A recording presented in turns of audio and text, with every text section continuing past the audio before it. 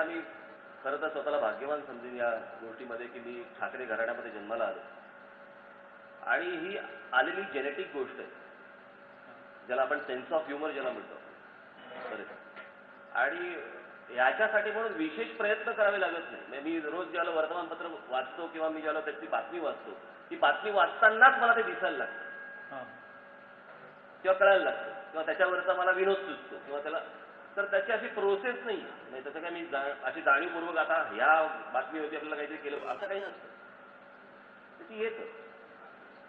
मी ज्या वेळेला व्यंगचित्र काढायला जेव्हा मी सुरुवात केली त्या सुरुवात करताना मला माननीय बाळासाहेबांनी ज्या काही गोष्टी सांगितल्या सुरुवातीपासून की सगळेजण बातम्या वाचतात बातम्यांच्या मधलं कसं वाचायचं रिडिंग बिटवीन द लाईन ज्याला म्हणतात बातमीच्या मधलं कसं वाचायचं मग त्याचे ऐतिहासिक त्याच्यानंतर म्हणजे राजकीय इतर सगळे संदर्भ कसे असतात कशी ती बातमी येते कसं व्यंगचित्र बनतं हे त्यावेळेला त्यांनी सांगितलं आणि ह्या सगळ्या संस्कारामधनं करत करत आतापर्यंत आलं.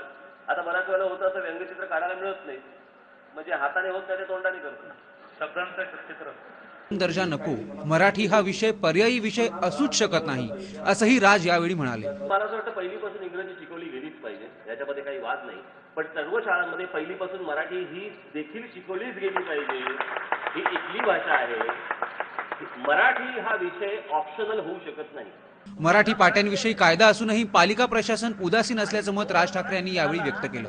मिळालेल्या अधिकारांचा जर योग्य वापर केला तर काहीही घडून येऊ शकतं असंही ते स्पष्टपणे म्हणाले.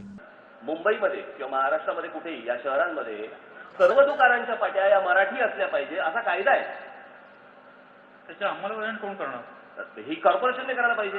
नाही केली नाही तर मग मी तेच म्हणतोय ना म्हणजे ही कॉर्पोरेशनने करायला पाहिजे आणि मग कॉर्पोरेशन ज्यांच्या हातामध्ये आहे ते तिकडे अंमलबजावणी करत नाहीत आणि बाहेर येऊन डांबर भाजतात याला काहीच अर्थ नाही ना. जी गोष्ट तुमच्या हातामध्ये आहे जो कायदा तुमच्या हातामध्ये आहे तो वापरलाच गेला पाहिजे आणि तो कायदा आहे.